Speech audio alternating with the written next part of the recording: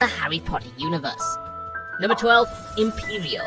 Imperio is the least direct of the deadliest spells in the Potterverse, but there's something altogether more grim about it at the same time. Because the spell doesn't need to depend on explosions, eviscerations, or even theatrical violence of any sort. It effectively just weaponizes your own brain against you. Used a few times during Harry's 7 years at Hogwarts, the Imperious Curse is mostly notable as the unforgivable curse Harry uses surprisingly casually to break into Gringotts. But as the fake Mad-Eye Moody reminds everyone morbidly in his defense against the Dark Arts class, someone using the curse could just as easily make their target drown themselves as submit to their will. It might not be directly deadly then, but it is a horribly dangerous spell all the same, and can result in some nasty things in the wrong hands. Number 11, Molly Weasley's Curse.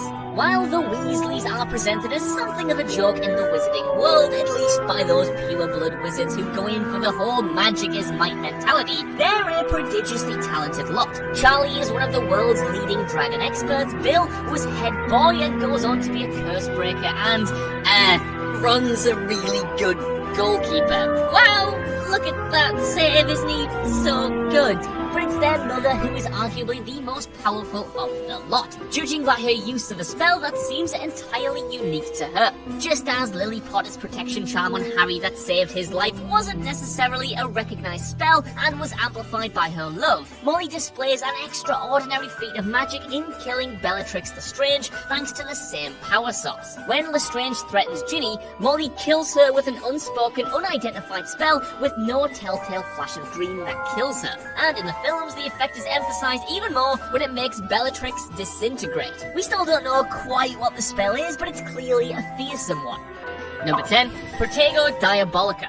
Say what you want about Grindelwald, but he was the world's most renowned dark wizard for a reason. His mostly unparalleled powers. In Fantastic Beasts 2, we got to see the extent of those powers thanks to his conjuring of Protego Diabolica in the Lestrange Mausoleum. To test the loyalty of his followers, he casts a circle of blue fire and demands they cross it. Those who don't, quote, pass the test are instantly and painfully burnt to ash. Despite its name, though, it's not just a protective charm and can be controlled like fiend fire, including being formed into bestial projections in order to attack and burn enemies alive. No wonder it's got such an ominous name. Number 9, Expulso / Bombarda Maxima. These spells ought to really be grouped together, because they effectively do the same thing and both are variations of exploding or blasting curses. The most memorable example of either of them being used probably comes when Dolores Umbridge explodes a hole in the Room of Requirement to break up the DA's secret training sessions. That's significant because she's breaking into a room magically conceived not to be found or penetrated, being blasted open in the first place. So this is no mere magician's trick. And just think of what such force could do to a body, as Harry almost finds out himself in the cafe in the Deathly Hallows. Had it hit him, or anyone for that matter, it would have exploded them, which, last I checked, is often faithful. Quite how they don't qualify it as unforgivable when used in the right context is anyone's guess, frankly. Number 8, Entrail Expelling Curse. Sometimes flashy Latin words aren't necessary and you get a curse that does exactly what its title suggests. Unsurprisingly, the Entrail Expelling Curse literally expels the victim's entrails out of their body. Somewhat thankfully though, it's not a spell we get to see in the movies. I mean, just think of the mess, but it is mentioned as part of Potter lore. There is some confusion on the spell, however, with some claiming it's not the entrails but their contents that are expelled. So yep, it's a pooping spell, but then why on earth would it be classified as a curse? More likely is the far more ominous alternative. Number 7, Firestorm. It is a well-known fact not only in the wizarding world, but in all worlds, that fire is dangerous. So imagine a spell capable of conjuring a literal storm of the stuff, and you've got one of the most deadly prospects in all of Harry Potter's universe. It only appears once, but that actually amplifies its impact, particularly as Dumbledore casts the incantation when he's been badly weakened by Voldemort's mysterious toxic drink.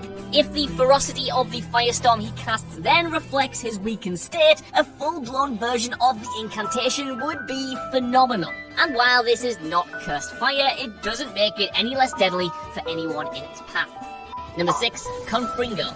Fire is a running theme in these deadly spells for obvious reasons, and Confringo, rather less eloquently called the blasting curse sometimes, joins that particular pile. The spell causes the target to explode and burst into flames, and is a powerful enough spell to be the reason Harry Potter's wand was actually broken. We've seen it a few times in the movies, and there is also a pretty compelling suggestion that it's the spell that Peter Pettigrew used to kill 12 muggles in his attempt to escape the Ministry of Magic. More tangibly, it's the spell Hermione tries to kill Nagini with in Godric's Hollow in the Deathly Hallows, and it's a deadly enough choice to be the one Voldemort also attempted to kill Harry with when he reveals he's alive at the end of the same book. But then, of course, a spell capable of exploding a person probably would be. Number 5, Fiend Fire. And continuing on the fire trend, the most notorious of all fire curses in Harry Potter's world is undoubtedly Fiend Fire, a spell more readily characterized as almost living in comparison to other spells. It is the only spell in all of the books and movies that seems to get out of control of the caster, which makes it one of the most dangerous of all and the least advisable to actually use. But there's no doubting the effectiveness of it. Not only is it powerful enough to destroy a Horcrux, but the cursed fire is also capable of more simple, devastating tasks like roasting people alive. And it does so with a theatricality usually reserved for only the most skilled wizards, with no consideration for the caster either. Because it's not exactly like you'd expect Gregory Goyle to be able to wield any magic with such flair.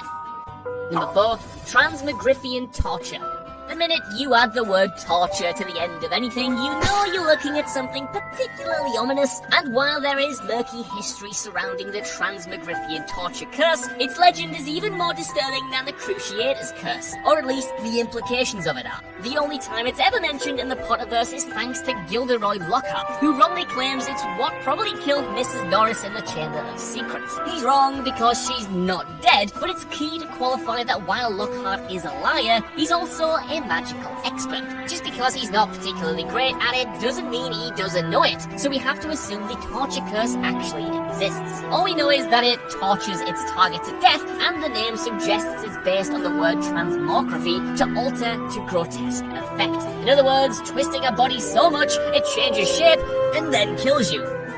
Number 3, Engorgio Sculus. Now, having your body twisted out of shape until you die is one thing, but how about having your head swollen to a grotesque size? Well, that's what the Engorgio Sculus hex offers. It's a variation on the simple engorgement charm, targeted specifically on the skull and any surrounding tissue to give the victim a giant bobblehead, like a cheat code from an early video game. It sounds comical, and indeed it exists in the Harry Potter Lego games mostly for that sort of effect, but the implications of its use are pretty horrific, and it would absolutely lead to a deeply distressing death if left uncounted. Number 2, the Sectum Sempra Hex. While there's always been a movement to forgive Severus Snape of his sins, it's a little hard to not believe that something was fundamentally wrong with his moral compass, given the fact that he invents the Sectum Sempra Hex, conceived as a means to defend himself against bullies and used enough to become one of his signatures. The Hex is a particularly brutal means to incapacitate and kill your target, because, grimly, it's not an instant death. The curse instead lacerates the victim and they hemorrhage. Even a glancing blow like the one that hits George Weasley in the Deathly Hallows is enough to make the wound impossible to heal by magic means. Number 1, Avada Kedavra. As the old saying goes, whatever doesn't kill you makes you stronger. For Harry Potter, that was very much the case, but he's a rarity because the Avada Kedavra curse is usually devastatingly efficient in killing its targets. The killing curse is the most unforgivable of the unforgivable curses, so you know it's pretty bad. An extreme measure for extreme requirements, and while Harry resisted it, its potency is unrivaled. Such is its ferocity that the spell kills wizards as powerful as Sirius Black, Albus Dumbledore, and both of Harry's parents, and it tends to be used for dramatic moments such as the deaths of Hedwig and Frank Bryce. And it's rather fitting that it's the spell Voldemort chooses to kill Harry with not once, but twice.